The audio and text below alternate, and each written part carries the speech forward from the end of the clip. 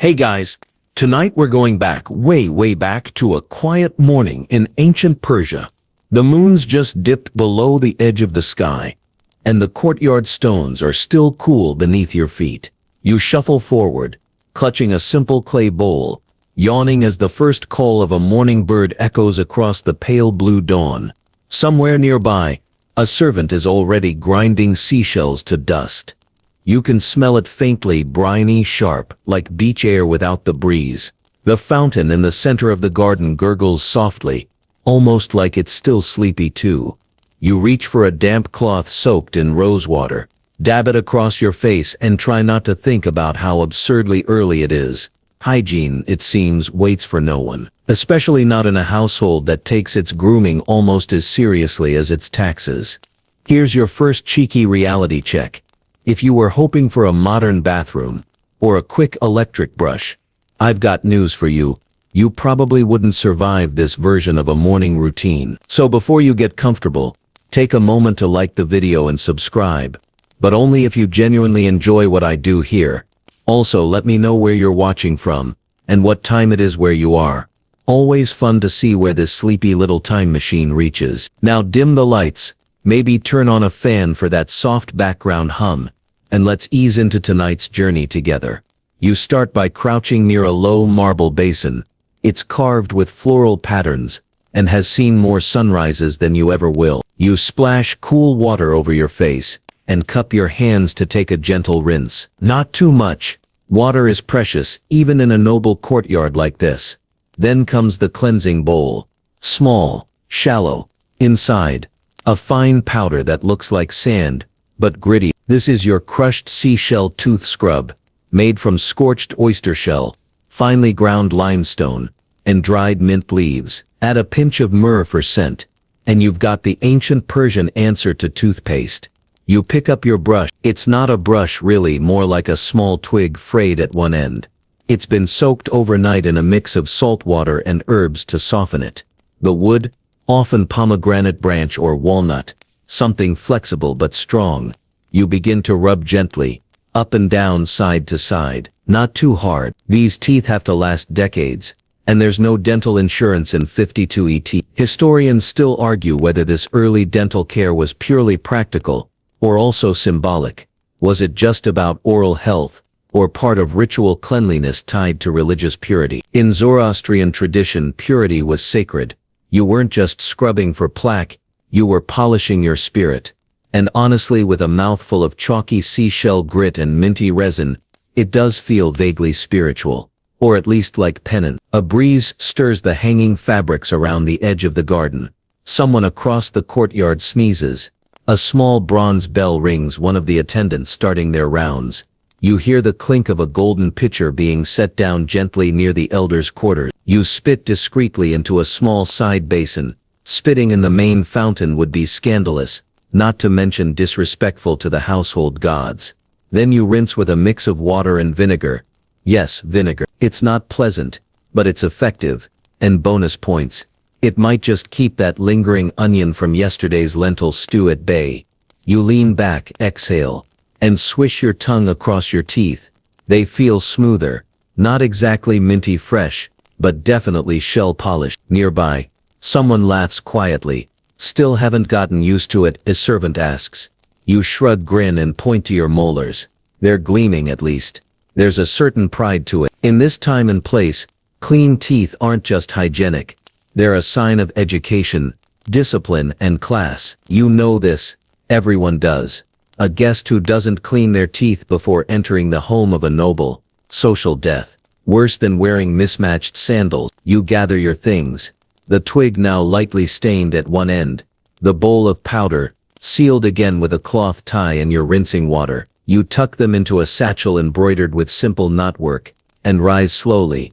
Your day hasn't even begun yet, but already your breath is acceptable, your teeth unoffensive, and your ancestors hopefully pleased. Somewhere a rooster crows in a tone that suggests he's taking his job far too seriously. You squint at the horizon. The city is waking. The smell of baking barley flatbread floats in from the courtyard's edge. And now, with your mouth properly scorched by vinegar and your shell-polished smile ready to greet the world, You step forward into ancient Persia, where oral hygiene is part ritual, part practicality, and completely non-negotiable. You wander back toward your sleeping quarters, still feeling bits of mint grit tucked into the corners of your mouth. It's not exactly pleasant but somehow reassuring. There's something grounding about the texture, like a reminder that you've done the necessary thing, the proper thing, even before breakfast. The corridor is quiet, just the rustle of linen curtains and the occasional creak of clay tiles underfoot. You pause to sip a little warm water from a shallow bowl, and wipe your hands on a towel that smells faintly of saffron and ash. Not luxurious but lived in, familiar. You like it better that way. Before long your thoughts drift back to that strange little mixture you used: crushed seashells, dried herbs, vinegar. It all seems so specific, so oddly scientific for a world that still thinks thunder is divine conversation. You duck into a small storeroom, following your nose toward the unmistakable scent of camphor and pomegranate bark. There's a wide basket on the middle shelf, filled with powdery mixtures, each carefully labeled in ancient script. You run your fingers across one bag for freshen, another for stubborn decay, a third simply marked "Do not swallow." So let's talk about it. What exactly did ancient Persians put in their mouths to stay fresh? Crushed oyster shells were a favorite, burned to brittle white dust and ground down to a fine grit. It wasn't just for abrasion. Some believed these shells held a kind of purifying essence, born from the sea. Others added ground pumice stone, if they were feeling particularly brave or reckless. It's mildly volcanic, mildly horrifying, and very effective at sanding down, well, anything. For scent, dried mint and parsley were common, especially among the upper classes. They were cheap, available, and didn't cause mouth blisters like, say, clove oil if overused. Wealthier households might even splurge on bits of cardamom or myrrh resin, pungent, bitter but sweet-smelling if you survived the first few seconds. Historians still argue whether these mixtures were reserved for elites, or if commoners also had their own simpler versions. Clay pots of ash and salt passed down through generations, much like bread recipes or family gossip. You step back, imagining someone, a noblewoman, maybe sitting cross-legged by the fire, rubbing crushed seashell into her teeth, while gossiping about a neighbor's goat that keeps sneaking into the grain store. A very specific kind of multitasking. There's also the matter of the base ingredient.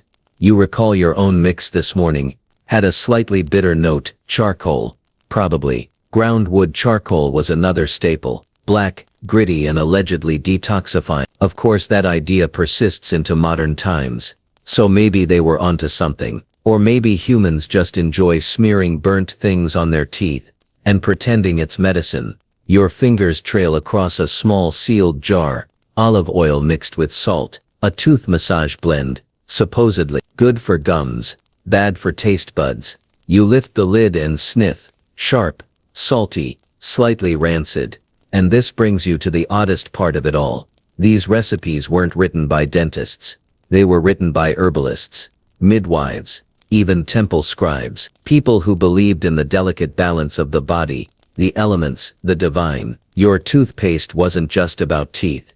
It was about the whole self. You weren't just preventing decay, you were restoring cosmic harmony between your molars and the heavens. A bit dramatic, but when your dental tools are made of copper, and your anesthetic is try not to scream, you'd better believe in harmony. You duck back into the hallway, stepping over a sleepy cat that's somehow always in the exact wrong spot. A servant passes, carrying a tray of dried date cakes and small bowls of honey. She nods politely, not saying a word, but you both understand. Once you've brushed, then you may break your fast. Cleanliness before crumbs. You reach for a small square of sweet bread and chew slowly, aware of how strange it is to appreciate a food's texture because you've just polished your teeth with rocks. Someone behind you chuckles. You eat like your teeth are made of gold. You glance over your shoulder.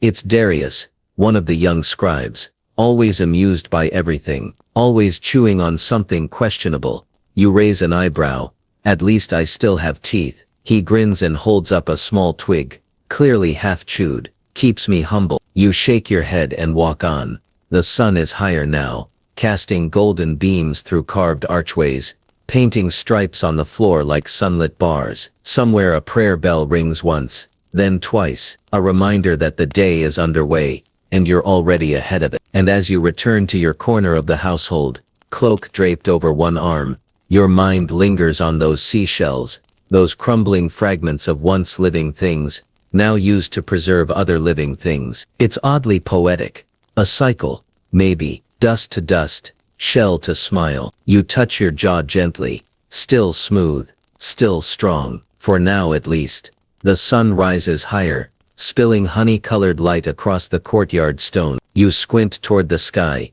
then back to your hands, where a small basket of twigs awaits, some frayed, some fresh, all potential tools of dental destiny. It's time to consider the tools themselves. Before toothbrushes as we know them, the ancient Persians relied on what they had, nature's offerings. You crouch near the garden wall, where an old pomegranate tree stretches lazily toward the sun, its bark flaking in thin curls. Someone's already trimmed branches recently, likely for hygiene use.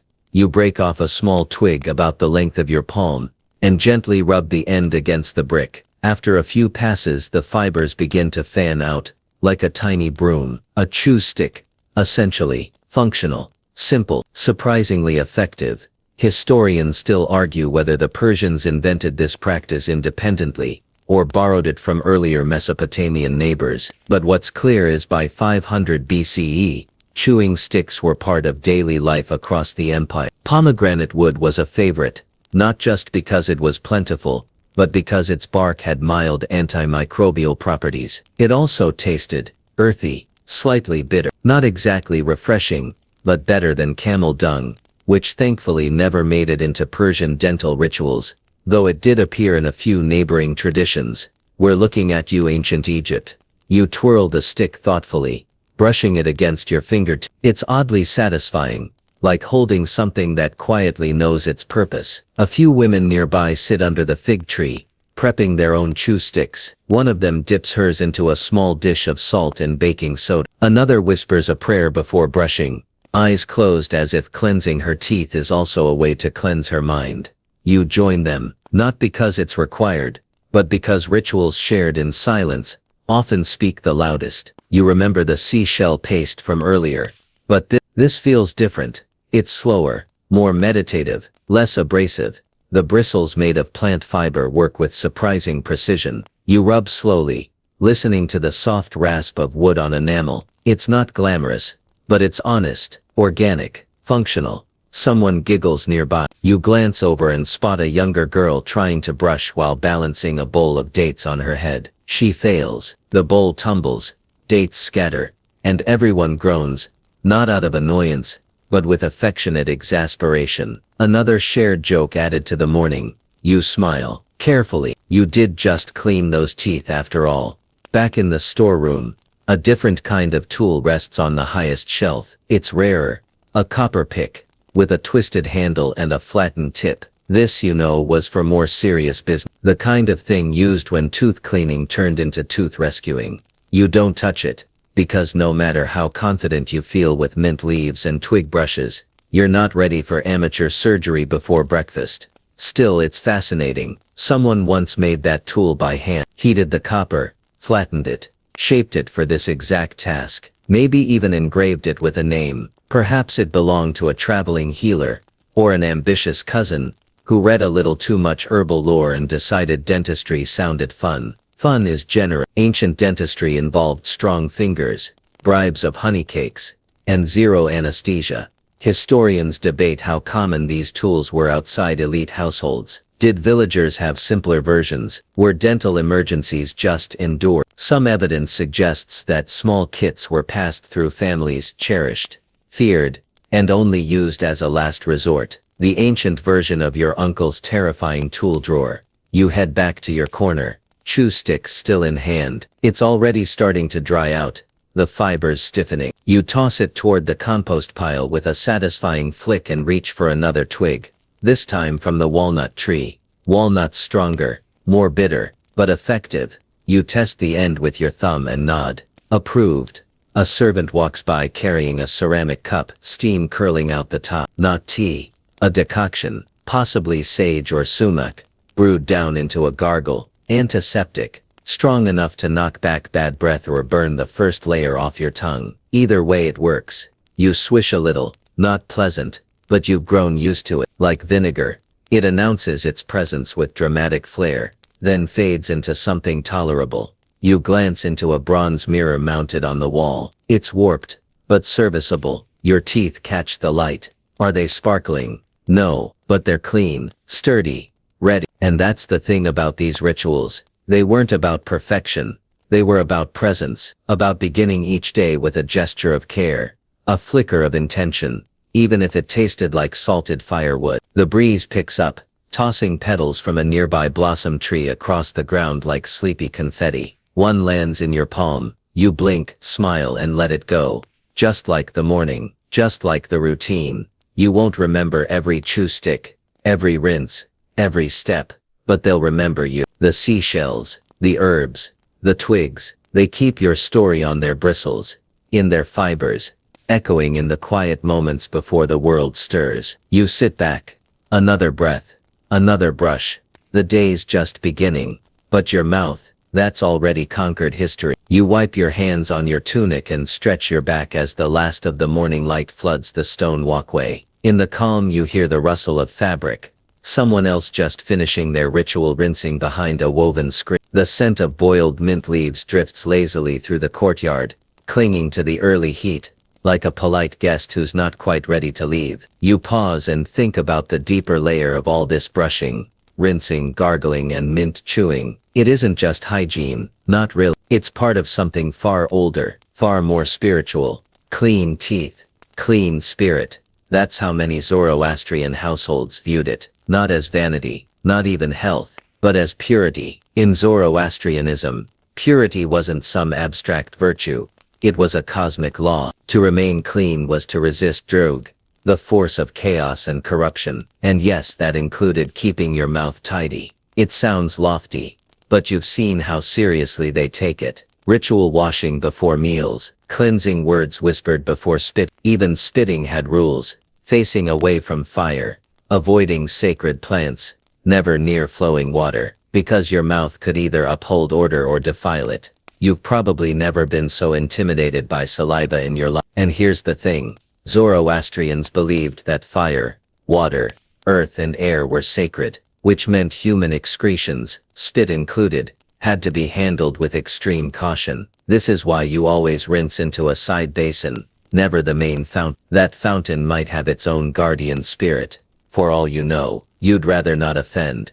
Historians still argue whether these strict purity rituals applied across all classes equally. Did farmers 30 miles out of Persepolis follow the same code? Or did they just swish with cold beer and call it a day? There's debate and evidence on both sides. But in a noble household like the one you're in, the standard is clear. You don't just clean your mouth for yourself. You clean it for Ahura Mazda, for the ancestor, for the cosmic ledger that is constantly keeping score. You glance to the corner of the garden, where a small fire basin flickers low, burning dried herbs. The fire is never left unguarded, and certainly never spat near. A young boy watches it, eyes wide, trying to stay awake. You've been that boy. You remember sneaking honey cakes too soon after brushing and getting a scolding, not because of the sugar, but because the ritual wasn't closed. You'd interrupted the cycle, broken the flow. That was the lesson. Mouths are gates, and gates should be kept in good order. You step toward a shaded nook and sit on a low stool. A servant offers you a cloth-wrapped bundle. You open it to reveal a small scroll worn from handling, corners curled, but the script is still legible. It's a family list of purity practices, part oral tradition, part instruction manual. Line 5 says, "Begin with the mouth, for it is the herald of speech." Line 6 adds, "A clean mouth dishonors no god."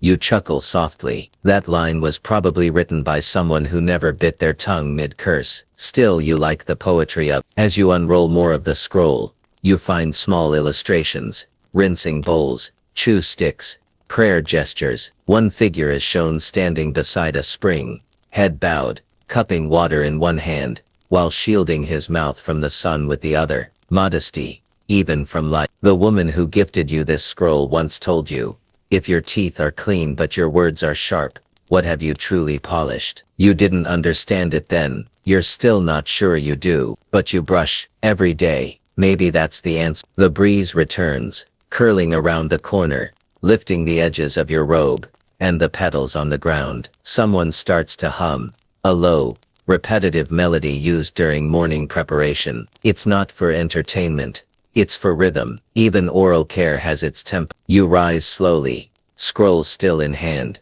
and return it to its cloth, gently, almost reverently. Some would laugh at the idea of honoring a list about seashell paste and mouth rinsing. But here, it's not just a list, it's memory, discipline, or the small daily actions that shape not just the mouth, but the person it belongs to. You think again of that phrase, clean teeth, clean spirit. It sounds silly in a modern voice, but standing in the soft gold of morning, your mouth tingling faintly from crushed leaves and salt, it feels honestly, kind of profound. The day stretches ahead, you'll visit the scribe hall, you'll argue over barley store, you'll pretend not to notice when Darius uses your cloak as a napkin again. But for now, in this small sacred breath of time between rituals and responsibilities, your teeth are clean, your breath is soft, your spirit, if not entirely luminous, is at least a little less grimy than yesterday. You smile, not broadly, just enough to feel it, the kind of smile that says, I have done one thing right today, and sometimes that's enough. The day hums on, as it always does. Someone sweeps petals from the walkway, someone else grumbles about a late bread delivery, and from the direction of the kitchens comes the faint, rhythmic thud of a pestle, grinding something stubborn, maybe garlic, maybe seashells. You try not to get. You step into the storeroom again, drawn now by curiosity more than necessity. The morning brushing is done, yes, but your mind still lingers on the idea of where all these methods came from. Because let's face it, someone had to be the first to think, I should grind this shell into dust and rub it on my teeth. You reach for a small wooden box, with a cracked lid, and ease it open. Inside, dried roots, crushed fennel, and a few rolled up scraps of parchment, faded, stained, but still legible in places. One shows a crude diagram of a human mouth, very crude, 6 teeth total. You hope it's not meant to be accurate. The early Persians, like many ancient civilizations, didn't draw a hard line between medicine, ritual, and kitchen spice racks. A healer's recipe for oral care might contain ingredients used in ink making, perfumery, or embalming, which means your minty fresh mouth could be just a few steps away from mummification grade treatment. Historians still argue whether these recipes were passed through family lines, or codified in temple archives, likely both. You imagine a young apprentice, huddled over a firelit scroll, copying tooth care formulas between instructions for how to ward off tooth demons, because yes, that was also a Persian lore includes tales of dental afflictions,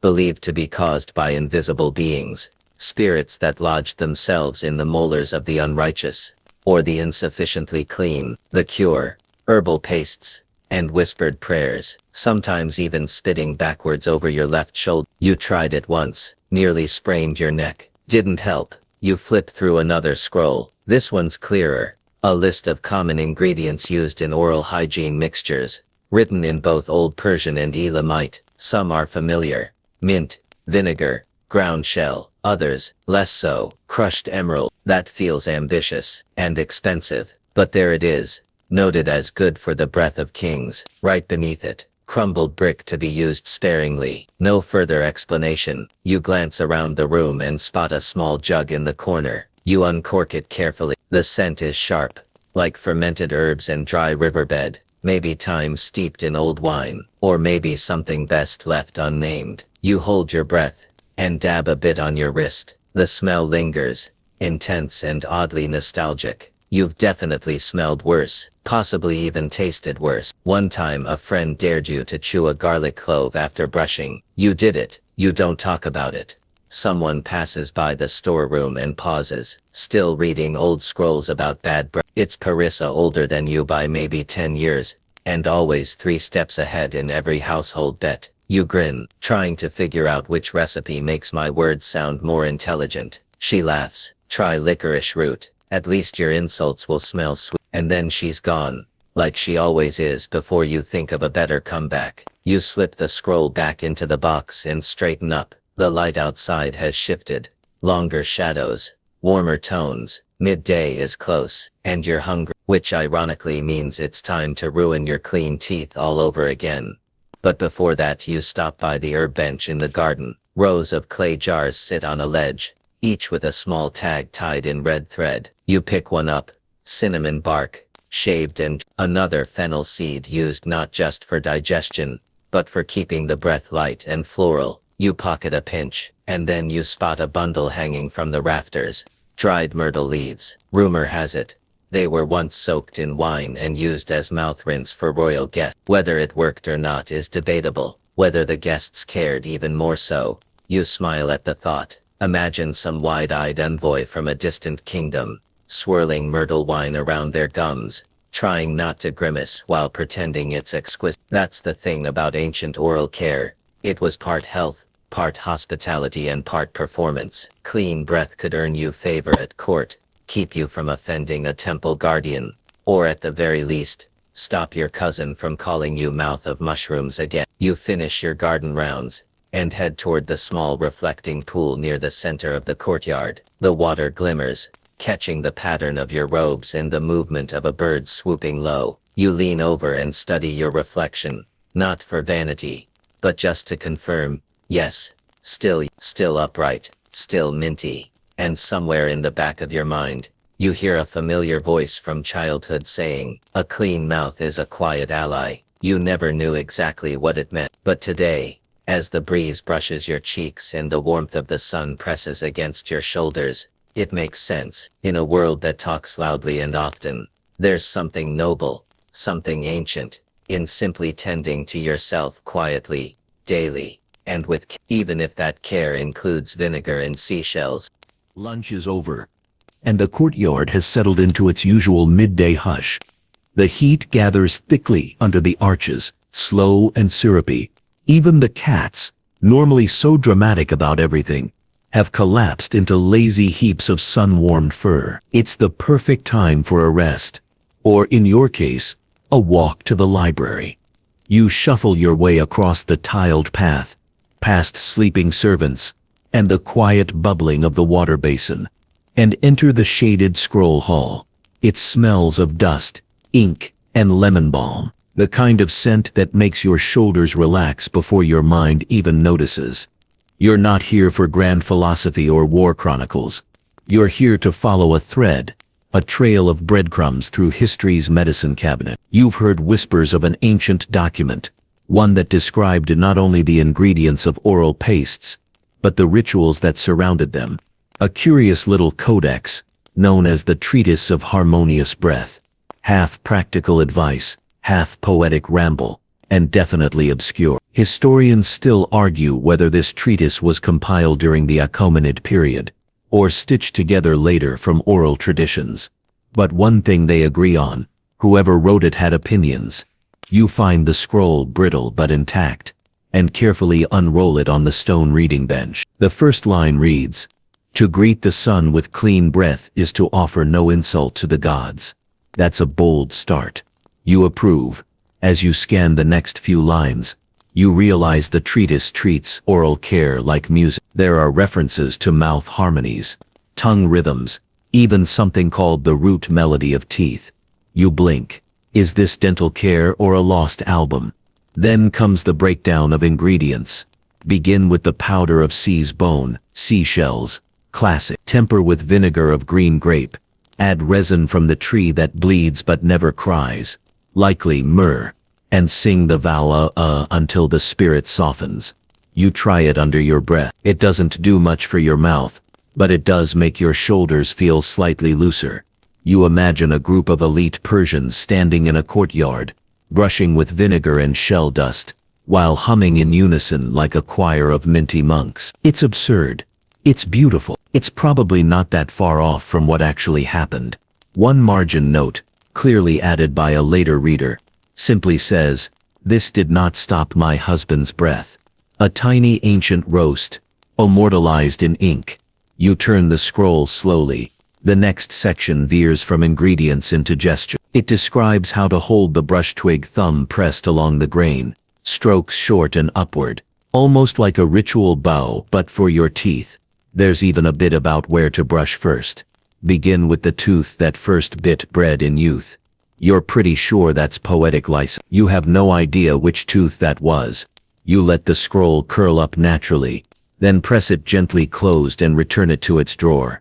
You sit back, eyes closed, feeling the cool stone against your spine. The hum of the day continues outside.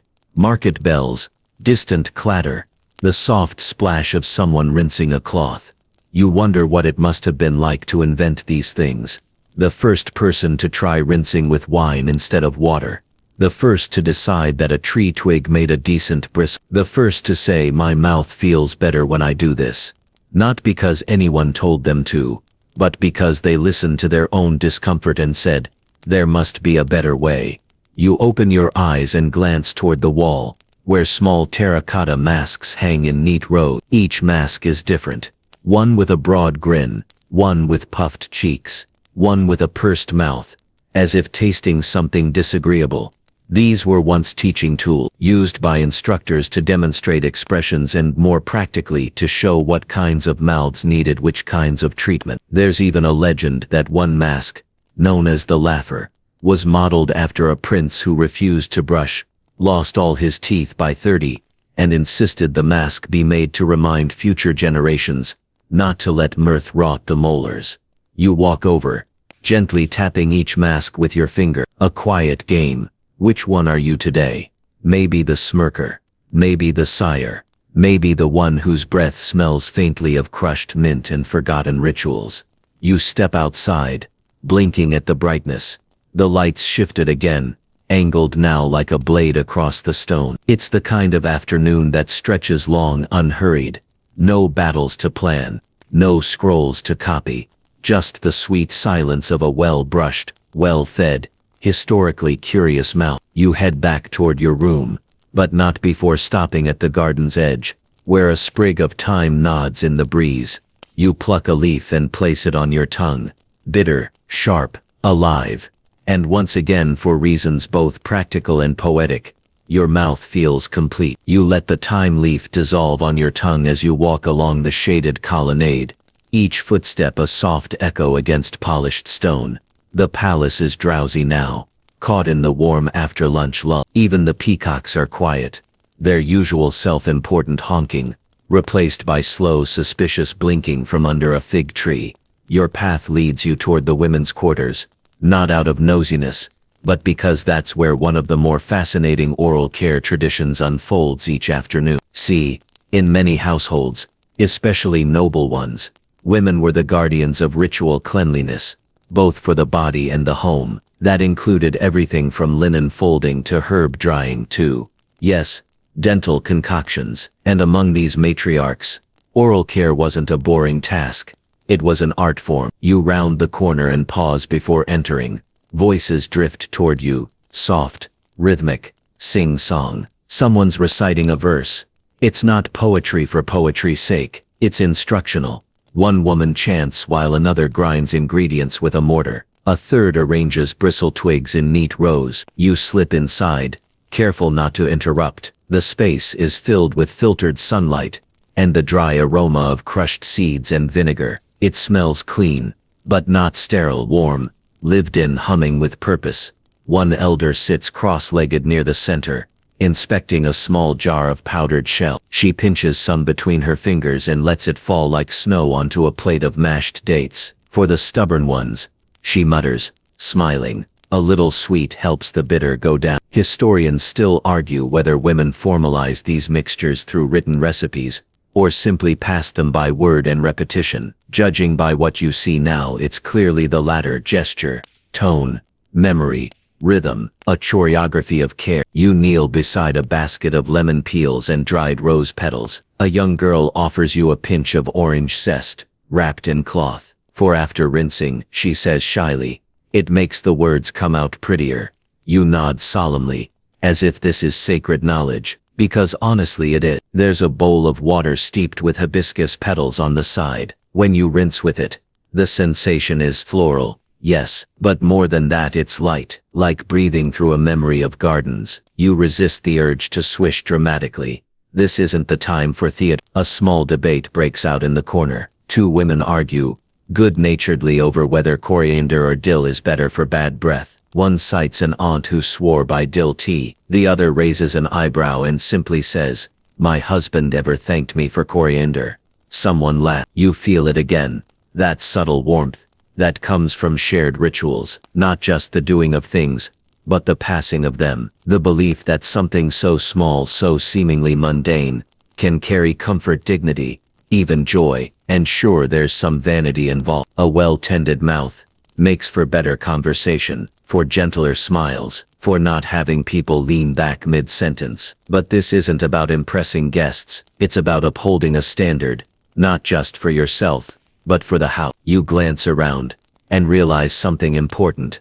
Almost every tool here is handmade, not just functional, but beautiful. Twigs wrapped in dyed thread, jars painted with floral motifs. Even the rinsing cups have little flourishes carved into their rims. Birds, vines, suns.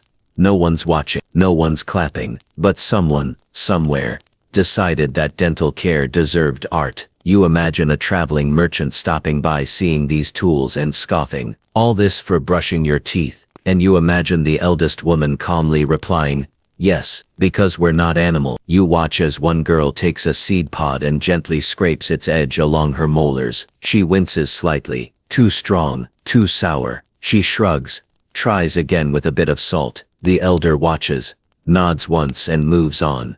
It's trial and error. It's ritual and revision. It's chemistry without beakers, poetry without paper. And it's been happening, quietly, for centuries. You feel a gentle tap on your shoulder. The youngest girl, the one with the orange zest, holds out a small cloth pouch. "For you," she whispers, "traveler's teeth." You open it later in private. Inside, powdered mint, ground shell, a hint of saffron, possibly a touch of clove. It smells like effort, like kindness, like someone decided your mouth was worth their time. You smile, carefully, respectfully, and tuck it into your robe. Back outside, the sun has shifted again. It spills gold across the pavers, makes the vines tremble with light. The peacocks are awake now. One huffs indignantly as if offended by your clean breath. You take a slow walk back to the central fountain, where the sound of water trickling over stone fills your ears. You dip your fingers in and swirl them,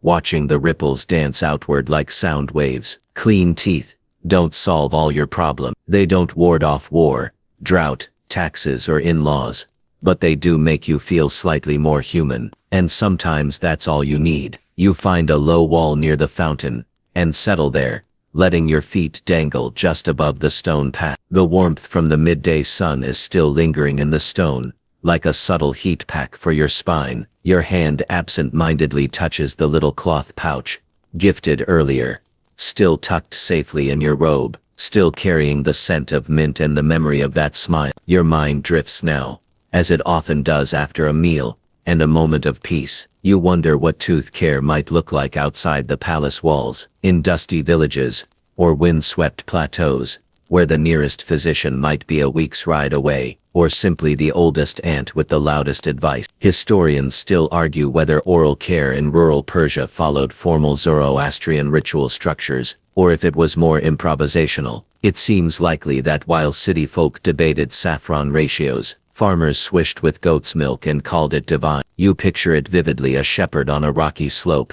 chewing on a licorice root, while watching over sheep. No scrolls, no saffron, no ritual rinses, just instinct, and a bit of stubborn tradition. He doesn't chant vowel sounds. He hums a tune passed down from his grandfather. He's brushed with worse, and if he's lucky, the goats don't try to eat his toothbrush. In some regions, especially near the Caspian Sea, locals were said to use beech tree ash as a cleaning powder, mixed with water and a bit of dried plum for a little abrasive, yes, but it left the mouth strangely refreshed, a bit like gargling with charred fruit. You've never tried it. You hope you never need to. You pull your legs up and sit cross-legged now, elbows on knees, fingers tracing the grain of the stone beneath you. You remember hearing once that even soldiers in the Persian army were encouraged to carry chew sticks, that somewhere in a dusty corner of a battlefield, a soldier might pause between formations to rub at a molar with a twig of sourwood bark, because even war doesn't excuse halitosis. There's an old story about a general, possibly fictional, who refused to deliver battle orders until his commanders had rinsed their mouths. No command, he reportedly said, should be delivered from a dirty gate. It's the kind of quote that sounds too perfect to be real, but you secretly hope it is. Nearby, a merchant caravan rattles into the palace courtyard, wheels creaking, hooves clattering on sun-baked stone. One of the carts bears the telltale scent of crushed citrus and bees. You squint. Yes, the apothecary's delivery has arrived.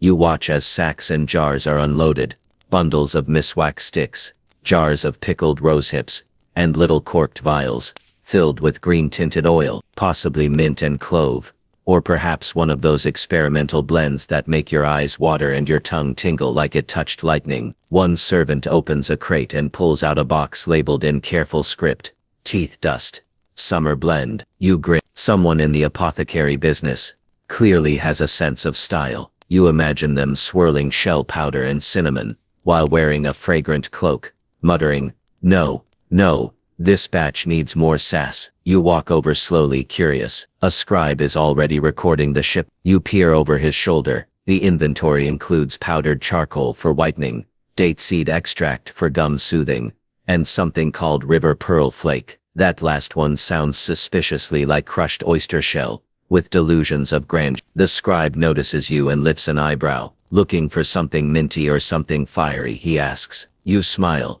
"I'll take a bit of both." He laughs and uncorks a small jar. Inside is a pale pink powder, soft, almost iridescent. You dip a fingertip in and touch it to your tongue. Sweet, salty, a bit earthy, definitely mint, and something smoky. "Pomegranate rind," he says, very in fashion. You nod thoughtfully, as if you're a connoisseur of trendy toothpaste. He corks the jar and sets it aside for you. As you walk back toward your quarters, you begin to feel a sense of quiet gratitude for these rituals, these simple, persistent acts that string one day to the next. In a world filled with instability, shifting alliances, unpredictable harvests, fires, floods, and in-laws, there's something grounding about brushing your teeth. It is quite literally the first thing you control every morning, before politics, before memory, before mood. And it's not just a bodily act, it's a bridge, from then to now, from city to village, from the fire temples of Yazd to the mountain huts of the Zagros. You pass a young servant balancing a water jug on her shoulder. She pauses,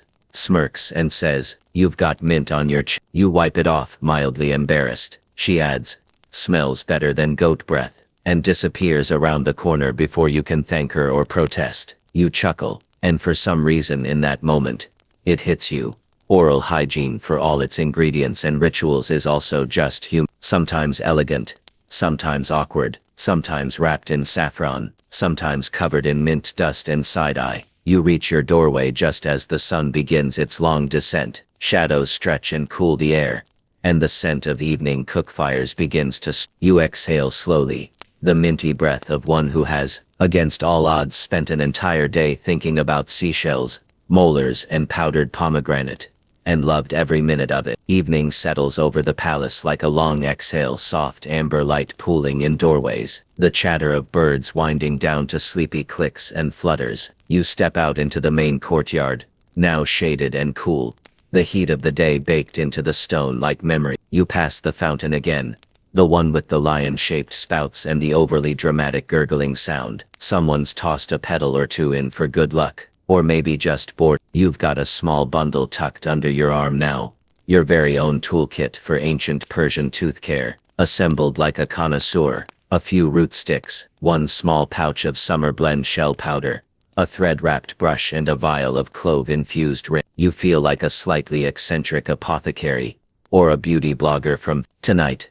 There's a small gathering in the covered garden hall, not a festival, not a ceremony, just one of those informal household evenings where stories are swapped, dried fruits are nibbled, and someone inevitably recites poetry too loudly. But before all that, it's time for evening brush. Here's the thing. Brushing at night wasn't just for hygiene. In certain Persian households it was considered an offering, not to the gods directly, but to the self as a temple. A clean mouth signaled readiness to speak wisely, to listen fully, to rest without lingering bitterness. One legend even claims that King Darius the Great once delayed a royal decree until he'd completed his evening rinse, saying, "I will not pass judgment with the salt of the day still on my tongue." Historians still argue whether this quote came from Darius himself or from a particularly poetic chamberlain. Either way, it caught on. You settle onto a low stool beneath a vine-draped beam and begin the process. First, the twig gently chewed at one end until it softens into a brush. This one's licorice wood slightly sweet, comforting. You begin to stroke it over your teeth, up and down, side to side, slow and meditative. The courtyard sounds melt around you. Muted footsteps, a distant laugh, the soft clang of potter. The root releases its oils gently, mingling with the residue of the day. Bits of dried fig, a smidge of saffron stew, possibly a pistachio shell you accidentally crunched, all of it swept away in a hush of herbal discipline. Then the rinse clove and myrtle steeped in slightly warm water. It bites, just a little, and leaves behind the faintest numbness, as if your tongue has been reminded to stay quiet, or wise, or both. Nearby, a boy dips his own twig into salt water, muttering something about warding off molar demons. You don't interrupt. Everyone's got their own methods. After the rinse, you open the summer blend powder, pink and fragrant, like the memory of a garden that never wilts. You dip your finger in, and gently rub it along your gums, the way the scroll instructed. Circular motions, light pressure. It tastes like crushed seashell. And finally a breath check. You exhale into your cupped palm and sniff. Acceptable, possibly even impressive. A servant offers you a sliver of preserved quince, to end the ritual sweetly. She says, quoting some grandmother or house proverb. You chew slowly, savoring the sticky tang. And as you rise to join the others in the garden, something shifts. Not outwardly, but inward. It's the subtle poise that comes from ritual well done. From the knowledge that no matter what chaos the world may throw your way tomorrow, tonight, you are clean-mouthed, clear-eyed and oddly satisfied. You slide onto a cushion next to an elderly poet, who is already halfway into a meandering story about love, betrayal and poorly cooked lentils. He pauses mid-sentence, sniffs the air and says, "Someone smells like hibiscus and virtue." You raise an eyebrow. "Thank the shellfish." He nods gravely, as if this is the wisest thing anyone said all day. The conversation around you meanders like the river it so often referenced. Topics shift from trade routes to matchmaking, to whether the moon affects toothache. It doesn't, probably, but the debate is lively. You sip spiced water, content to listen. Every now and then your tongue grazes your teeth, smooth and slightly tingly. A gentle reminder that the mundane can be sacred, that crushed shells, when applied with care, can become a form of reverence. And maybe, just maybe, tonight's poetry will be better than usual. Not because the verses are new, or the meter is flawless, but because each word is spoken through a mouth that feels refreshed, because no one listens well with a sour mouth, and because even in ancient Persia, before dental schools and fluoride, someone looked at a shell, crushed it, thoughtfully, and said, "This might just help." The garden is fully aglow now, lit by low lamps, and the flickering of fireflies too lazy to rise above shrub height. You lean back on your cushion, full from both the quince and the quiet satisfaction of ritual. The night smells of mint, orange blossom and just the faintest whiff of roasted chickpeas drifting from the kitchen. A young man across the circle is recounting, in dramatic tones, the tale of a traveling trader, who once tried to sell powdered tiger tooth as a breath freshener. For virility and volume he boasts, chest puffed. You raise an eyebrow. Several listeners. Historians still argue whether the tiger powder was ever real. Someone murmurs from the shadows, or just clever marketing. You smile. There it is again. Truth, blended with tale. History embroidered with just enough nonsense to keep it interesting. You remember something from an old scroll. A list of forbidden ingredients in medical markets during the Sasanian era. Among them, tiger parts, owl blood and the burnt whiskers of a sad man. You're almost certain that last one was a joke by the scribe, slipped in to test whether anyone was actually reading. The conversation shifts to a more grounded question. Who invented the first toothpick? One elder claims the Chinese, with their ingenious bronze tools. Another argues for the Etruscans, citing gold picks found in tombs. A third, not wanting to be left out, suggests a clever goat who sharpened a twig and accidentally started a trend. You don't contribute. Instead, you sip from your cooling cup and observe. It's all so oddly soothing. The gentle flicker of lamplight, the slow rise and fall of voices, the gentle hum of people pretending they know everything about history. You begin to drift, not into sleep yet, but into a light floating space, where facts and fictions swirl like tea leaves in a shallow cup. There's something about evenings like this that make you believe every small thing has a story, even the toothpick. You picture a market stall in ancient Persepolis, covered in neat rows of carved wooden sticks, some straight, some curled, some dyed with saffron. A grumpy merchant waves away a customer asking for a cheaper version. If you care so little for your gums, he growls, then let them rot in peace. The image dissolves, replaced by another, a royal scribe, in the dark corners of the palace, leaning over a low desk, carving a note into a scroll margin. Best after meals, avoid before speeches. You chuckle softly. You've seen enough scrolls by now to know scribes got bored too. Someone across the garden has pulled out a small reed flute. The music is simple, just a few notes repeated in a sleepy loop, but it wraps around the group like a blanket. A few heads nod in time. One woman closes her eyes and mouths along, as if remembering lyrics from a song no longer sung. You let the sound drift through you, pulling you deeper into this space, where time slows and the mundane becomes magical. Your teeth still feel smooth, your breath still tingles with clove, your heart is slow even, you feel well. You wonder if that was the point all along, not to fight plaque or impress royalty but to feel like you were taking care. That in a world full of chaos and clamor, this one small ritual, cleaning your teeth, could be yours, private, sacred. A servant brings a new tray, thin slices of apple, soaked in rose water and dusted with cinnamon. She offers them in silence, the tray lit from beneath by a glowing coal bowl. You take a slice, and it nearly melts on your tongue. Sweet, warm, slightly floral, a final note on the night's music. A voice calls across the garden, an older man, slightly hard of hearing, asking if anyone remembers the old salt trick. A few groans follow. Yes, everyone remembers, swishing with salt water until your eyes water. Your tongue numbs, and your soul briefly leaves your body. You did it once, you won't be doing it again. Still, even that ridiculous memory is part of this long tangled thread. The pursuit of a mouth that feels fresh, a self that feels tended, and a night that feels earned. You lean back further, the stars just beginning to emerge above the courtyard walls. You count a few, 1, 2, maybe 5, then lose track. You don't really need to count. You're not measuring time tonight, you're living inside it. You've brushed, you've rinsed, you've listened and laughed and chewed a preserved quint. And as the flute plays on, and the garden shifts into slower, sleepier rhythms, you realize something very simple and very true. You're exactly where you need to be, and your breath, frankly, excellent. The reed flute trails off into a hush, as if the player himself has nodded off mid-note. You shift slightly, careful not to wake the cushion beneath you. Yes, that's how relaxed you've become.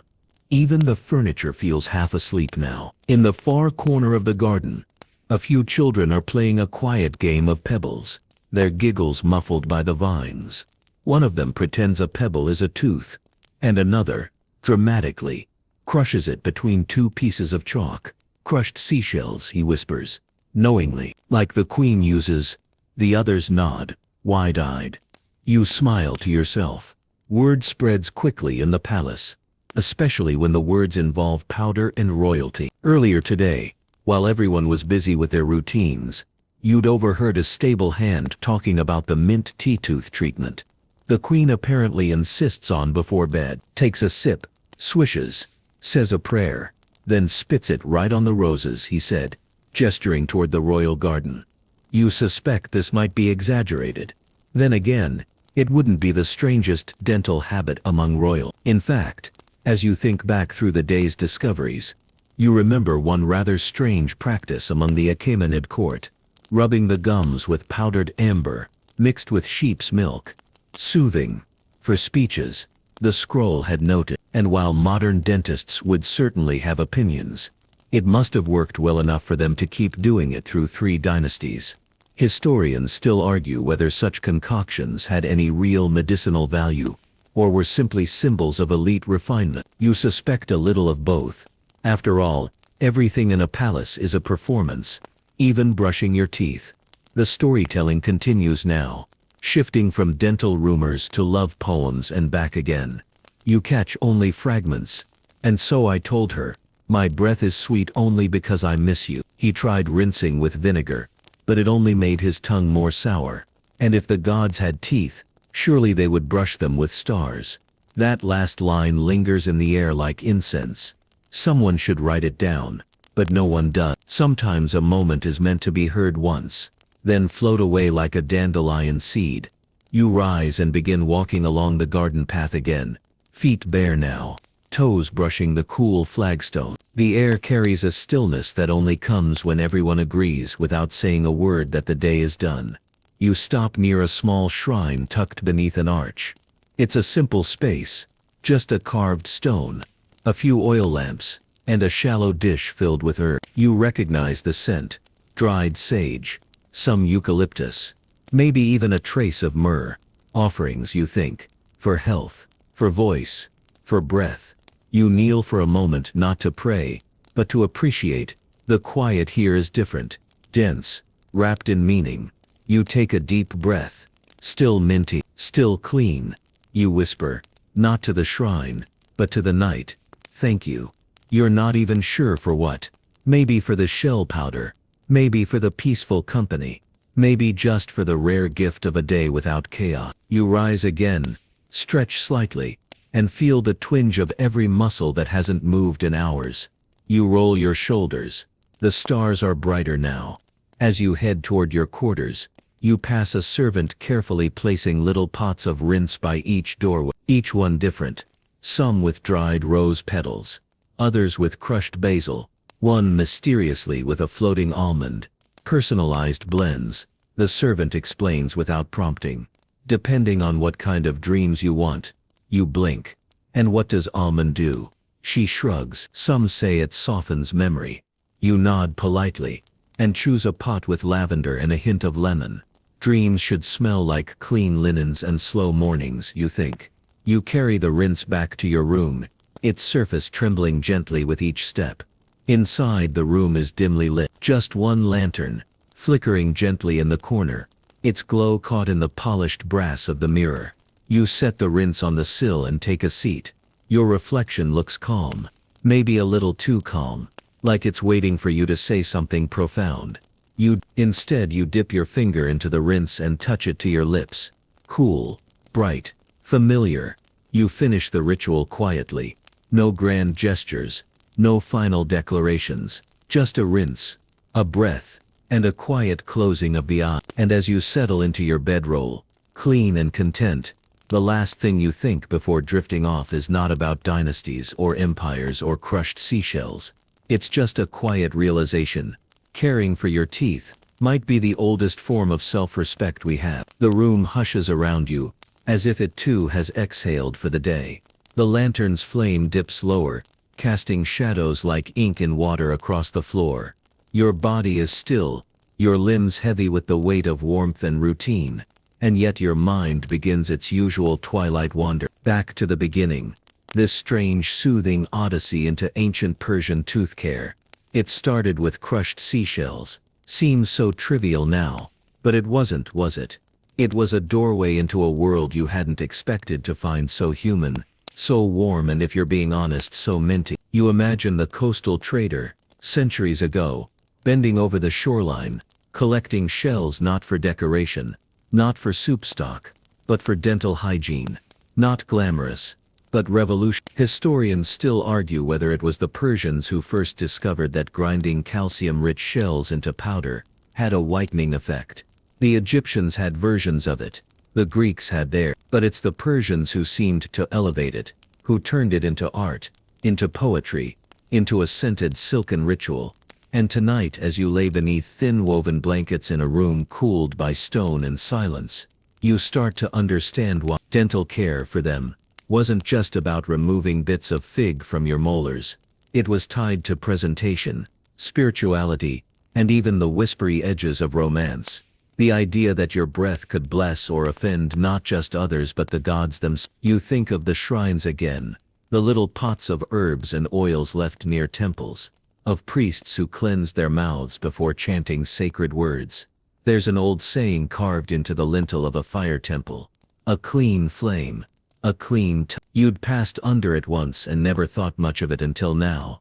You picture a priest dressed in pale robes, mouth rinsed in rosewater and crushed fennel, speaking verses so softly, the flame seems to lean. You almost hear it now, the rhythm of syllables, the crispness of each consonant, carried on breath made clean by sand and shell. Outside your window the night deepens. The breeze slips in quiet and cool, and brushes your forehead like a thumb over parchment. You turn your head toward the breeze and imagine the courtyard beyond. Somewhere out there, another person is brushing their teeth before bed, just like you. Maybe they're humming, maybe they're swearing under their breath about the strength of the clove. Maybe they're just, and for a moment, you feel a connection, thin but strong, like dental floss across time. You chuckle at your own metaphor. But it's true, isn't it? These little rituals, these moments of ordinary care, are woven from generation to generation, passed like a secret handshake between humans who wanted to wake up the next day without dragon breath. There's a particularly strange account you remember now, half historical, half bedtime fable, about a Persian noble who refused to speak to his wife unless she had brushed her teeth with a specific blend of almond and shell powder. She in turn switched his rinse water with sour milk until he learned some humility. The point of the story, scholars say, is that vanity and piety must be balanced. You're not sure about that. You think the point is that love always smells better with mint. Your fingers find the edge of the blanket and curl it tighter. The scent of the rinse lingers faintly on your breath, tinged with lavender and lemon from earlier. You inhale deep. The day's impressions swirl gently: scrolls, powders, twigs, poems, saltwater rituals, and the comforting absurdity of it all. The Persians may not have had toothbrush timers, but they had something better intention. And maybe that's what made it stick. What made a ritual as mundane as mouth cleaning survive empires, invasions, and the invention of chewing gum. They didn't brush because they had to. They brushed because they wanted to begin each day, and end each night with clarity, with dignity, with breath that could carry a blessing. You close your eyes now. There's nothing left to think, nothing more to polish. You've already done the work. You've honored your teeth, your voice, your place in the long mint-scented story of history. Let it go now. Let the night cradle you gently. Somewhere nearby, a door creaks open and shuts with the gentlest thunk. Footsteps pad softly down the corridor, bare soles against cool stone. Another sleeper making their final rounds. Perhaps one last sip of rosewater. Perhaps one last glance at the star. You don't move, but your ears drink in the sound. It's calming, like punctuation at the end of a slow, deliberate sentence. You stretch your legs slightly beneath the covers, just enough to brush the woven edge of the bed mat. A faint scent of clove still hangs in the air, stubborn and familiar. It reminds you unexpectedly of your very first brush with Persian hygiene traditions. Not in the palace but in the quarters of a worker. It had been a dusty courtyard, the kind that smelled of hay and sun-warmed clay, and a middle-aged woman with weather-worn hands was brushing her teeth with a stick that looked like it had been through several lifetimes. She chewed it idly as she stirred a pot, barely breaking rhythm between strokes. Better to clean your teeth while cooking than to never clean them at all, she had muttered, not looking up. That phrase stuck with you. The working-class approach to hygiene was, as you discovered, both resourceful and deeply communal. Unlike the royals, who had trays of blends tailored to their dreams, commoners shared simple rinses, clay cups passed down the table, twigs borrowed from neighbors, mint leaves plucked from doorfront pots. One particularly inventive man used soot and pomegranate peel. Another swore by goat milk and sea salt. Neither had great breath, but both had conviction. Historians still argue whether these folk remedies were as effective as the more elite shell blends. Some claim the salt alone did the trick. Others point out that many skeletal remains from lower classes showed surprisingly few cavities, perhaps proof that simplicity, combined with frequency, worked just as well. But of course brushing wasn't just about health. It was also about dignity, about facing the day clean and the night calmer, a moment to reclaim something entirely yours. You remember a song the children used to sing as they dipped their twigs into ash and hurt. The lyrics made little sense. Something about kissing the moon and biting a star. But the melody was soothing, a slow rise and fall almost like rocking. You hum it now.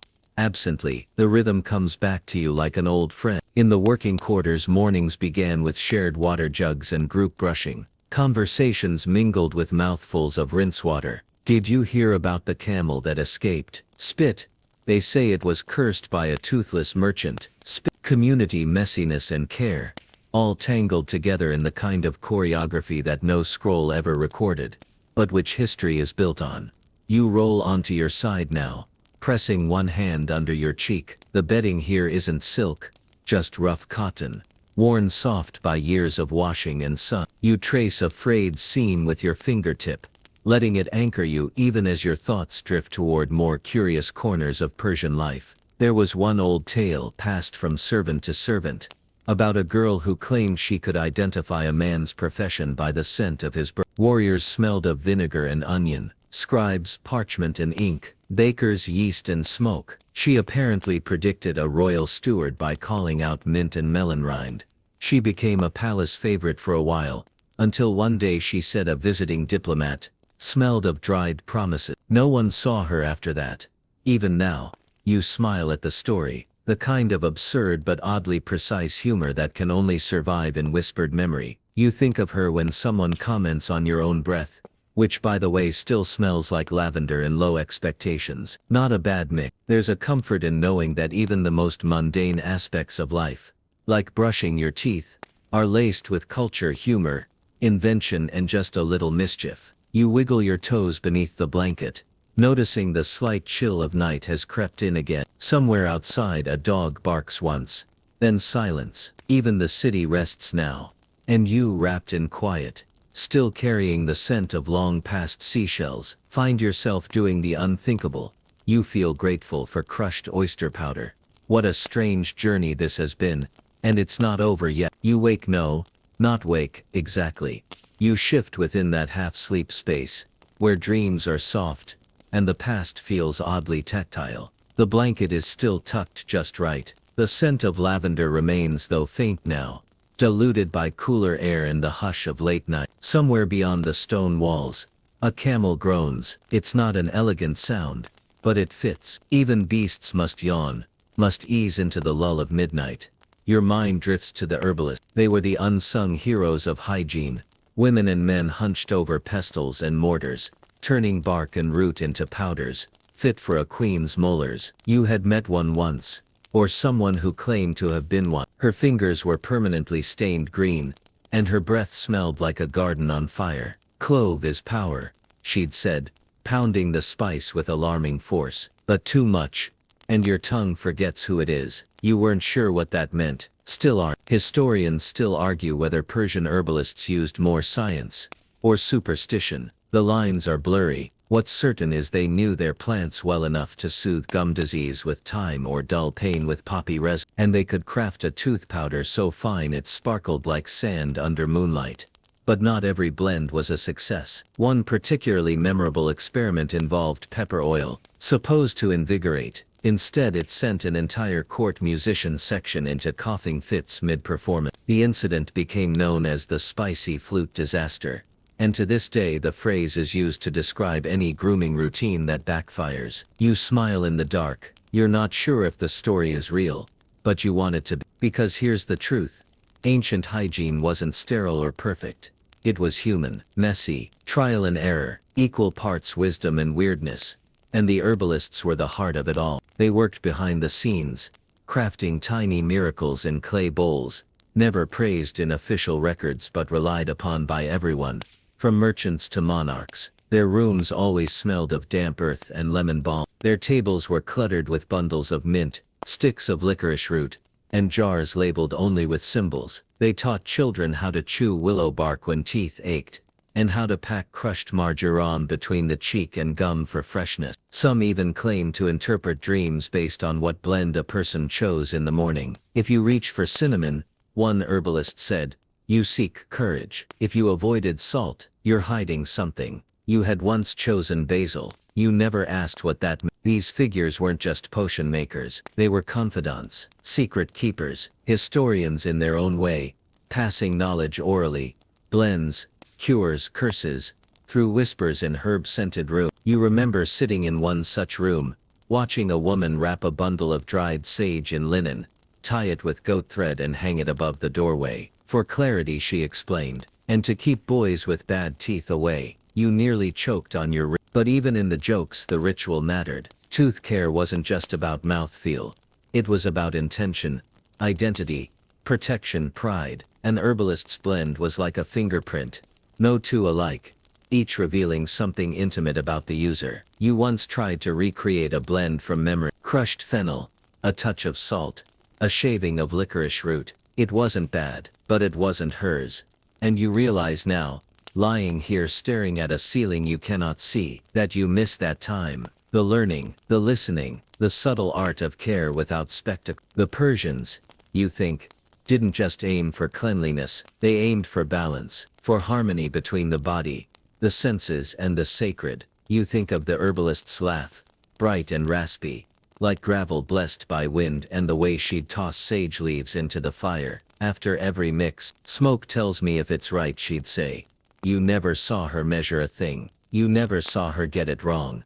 And now, centuries later, lying still with modern breath mints and electric brushes, a world away, you feel something she might recognize. Contentment.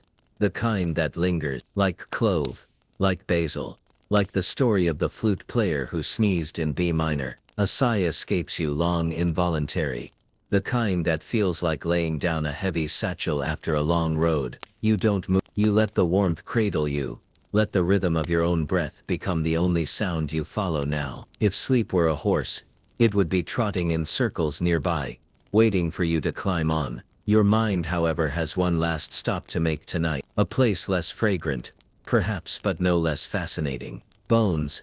Not the poetic kind. The real ones. The skeletal remains of the ancient Persians. Silent, stoic record keepers of all those rinses, scrubs and crushed seashells. Archaeologists have unearthed thousands of burial sites across former Persian territory, and nestled within those ancient graves are clues.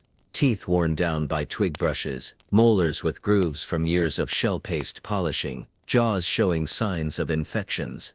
Where, and surprisingly, resilient. Historians still argue whether the Persians' oral health was exceptional by ancient standards, or simply average with a really good PR department. Some claim the prevalence of natural abrasives like seashells and pumice kept decay low. Others argue that the lack of sugar in their diet did more for them than any mint paste ever could. What's known is this: compared to neighboring civilizations, Persian remains show relatively low levels of tooth loss and decay, especially among the upper classes. Perhaps this was thanks to routine, or a cultural reverence for balance and health. Or maybe it was just those poor crushed oysters doing the heavy lifting. You imagine now an ancient jawbone being gently lifted from the earth by a gloved hand. A tooth still clings to the socket, worn flat but intact. A few flecks of residue cling inside. A mineral ghost of long-forgotten rituals. One archaeologist described it best. Even in death, they were still brushing. You find that oddly comforting. Of course, not all evidence is pristine. Some remains tell stories of struggle. Abscesses, fractured molars, enamel worn to the root. But even in these there's a kind of dignity. These weren't neglected mouths. They were lived in, cared for as best one could with twigs, powders and devotion. In one site, a skeleton was buried with a small linen pouch tucked near the head. Inside, a bundle of herbs and a tiny bronze scraper. A toothbrush kit. Essentially, you imagine someone once kneeling by that grave, placing it there with care. A final wish for freshness. Even in the afterlife, the idea makes you smile. softly. It's very human, isn't it? The hope that will be remembered clean. You turn onto your back, stare up at the invisible ceiling, and think about your own routines, your own toothbrush, your own mirror. You think about how much of what you do is rooted in something thousands of years old. You rinse because they rinsed. You brush because they brushed. You clean your mouth because someone long before you decided it mattered. There's something grounding in that, something profoundly steady, like a ritual that survives earthquakes. Even the way we talk about teeth has echoes of the past. Pearls, we call them. Ivories, as if we still can't quite believe they're part of us. So beautiful, so precious, and yet so vulnerable to time. You remember that earlier scroll fragment. Let not your words outrun your breath, and let not your breath outrun its cleansing. A saying attributed to a poet priest with chronic gingivitis. If the story is to be believed, you chuckle quietly, not enough to stir the air. Tonight your words are done. Your breath is soft. Your teeth probably are cleaner than any king's. You've earned your rest. The walls feel closer now, not in a stifling way, but in that comforting sense you get when you're swaddled under blankets that smell like home. Even though we're deep in ancient Persia, surrounded by faded temples, bronze cups, and dusty bundles of mint root, you're safe, you're warm, and your thoughts begin drifting again, this time toward the wider world. Because as you might guess, the Persians didn't keep their mouth-care secrets entirely to themselves. The empire was vast, stretching from the Aegean Sea all the way to the Indus River, and its trade routes buzzed like silk threads strung across the map. These routes carried spices, fabrics, ideas, and yes, mouthwash. Shells from distant coasts, resin from Indian forests, salt from inland lakes, even something called toothstone, a mineral chunk used like a toothpick by those who could afford it. The ancient Persian mouthcare routine wasn't just homegrown.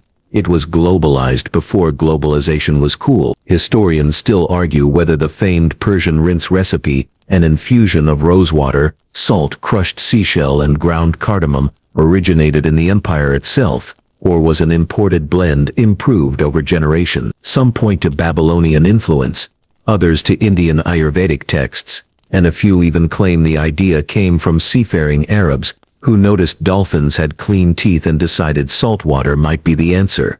Either way, it spread. You imagine a merchant caravan inching its way across a desert, the heat pressing down like thick wool. A small wooden crate, nestled among bolts of silk, contains nothing more than tiny clay pots of powdered oyster shell, prized, expensive, and worth more in the capital than a bag of saffron. And somewhere in a seaside village, an old man squints at a tide pool, muttering, "These shells'll pay for my daughter's wedding," before scooping them into a sack. It's always the small things that shape empire. You're not surprised to learn that even the royal court kept an eye on these trade flows. One document, half legible and charred at the edges, lists oyster dust as a controlled item during a particular season. Perhaps there had been a shortage, or perhaps someone in the palace had a really big date coming up. There's an amusing tale about a courtier who hoarded rinse ingredients and resold them at inflated prices. His punishment, forced to brush with garlic oil for a week. Cruel and unusual, maybe, but no one tried it again. Even Greek visitors took note of the Persians' attention to dental care. One famously wrote that their mouths smell sweeter than their words, which was not meant kindly, but hey, still a compliment. Sort of. What's fascinating is how the trade of tooth care supplies subtly shaped diplomacy. Gifts exchanged between rulers included exotic rinse blends. Royal brides received pouches of herbal powders. Even ceasefire negotiations were known to begin with a shared rinse, one side offering a rare flour-infused salt, the other responding with dried fig wood brushes. Yes, even peace sometimes tasted like fennel. You find yourself smiling again, not because the stories are unbelievable, they're not, but because they feel so very human. The same way we trade perfume, skin cream, or electric toothbrush heads today, the ancient world buzzed with the quiet dignity of self-care, and in that trade, hidden between more dramatic tales of war and conquest, you find something beautiful: continuity. The seashells changed hands, the powders shifted recipes, but the intent remained the same: to be clean, to be close to others without shame, To face the world or the gods with a freshened mouth and a composed breath. The fan hums near, or maybe it's just your imagination, your mind layering modern sounds over ancient memories. Either way, it soothes you. The idea that someone in 500 BCE brushed their teeth with an imported shell, and someone else in 2025 dabs toothpaste from a tube. It's oddly reassuring. Time loops back on itself. History doesn't shout, it whispers. And right now it whispers through the grains of salt, the flakes of mint, the pale dust of a forgotten mollusk cradled in a pot of polished stone. You roll gently onto your side, the kind of movement your body makes when it's not quite conscious anymore, more instinct than choice.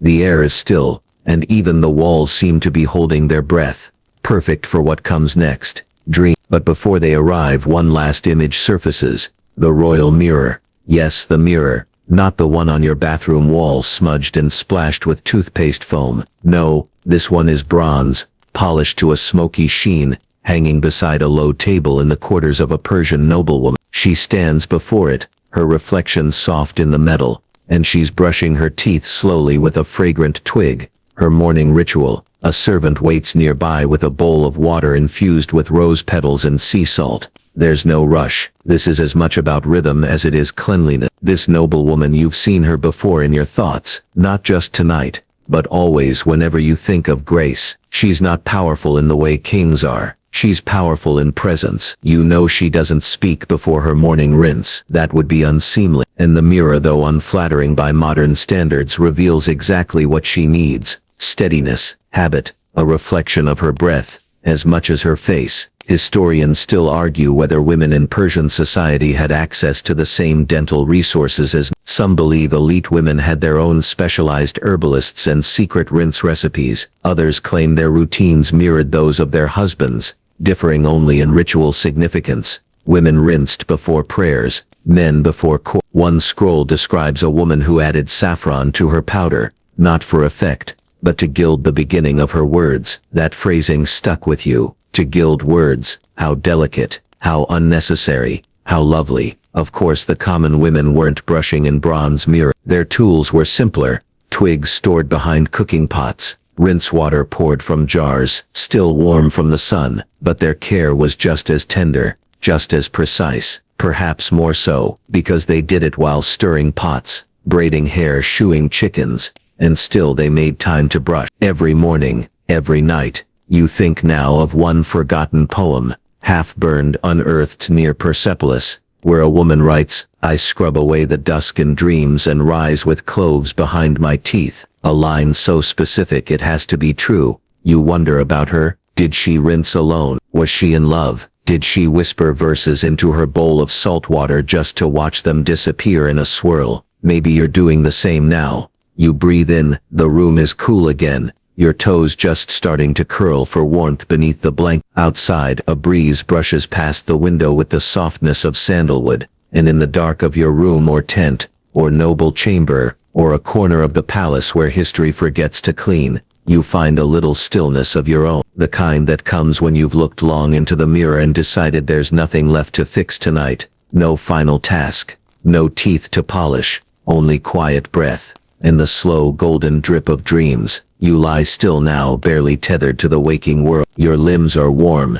your breath even, and your thoughts have slowed to the pace of a camel caravan, under moonlight. But before you drift fully into sleep, there's one more place to visit, somewhere quieter, stranger, and perhaps the most telling of all, the afterlife. You see, even in death, the ancient Persians didn't forget their teeth. Graves have been found where the dead were buried with their cleaning tools, twigs wrapped in linen, small ceramic bowls with herbal residue, fragments of oyster shell powder sealed in waxed cloth. These weren't just offerings, they were practical, thoughtful, as if someone somewhere truly believed that a clean mouth might help you speak clearly when meeting the divine. Historians still argue whether this was symbolic or literal. Some say the items were ritualistic, meant to purify the soul. Others believe they were just extensions of earthly habit, the way someone might be buried today with their favorite hat or book or glasses. Either way, the intent is touching. One noble tomb contained a carved inscription that read, "May your breath be sweet before Ahura Mazda." You pause at the thought. Not your words, not your deeds, your breath. It says everything about what the Persians valued: respect, presence, ritual, and perhaps a little courtesy to the gods. You imagine entering the next world, walking barefoot over cool stone, being greeted by an attendant who offers you a small bowl and a mint-coated twig, a final rinse, a moment to prepare. Even here, crushed seashells and salted rosewater make an appearance. It makes you wonder what else they might have brought into the afterlife. A favorite blend, a joke about too much clove, maybe that one herbalist long gone, who still critiques your brushing technique from somewhere in the great beyond. And just as your mind starts to fold inward,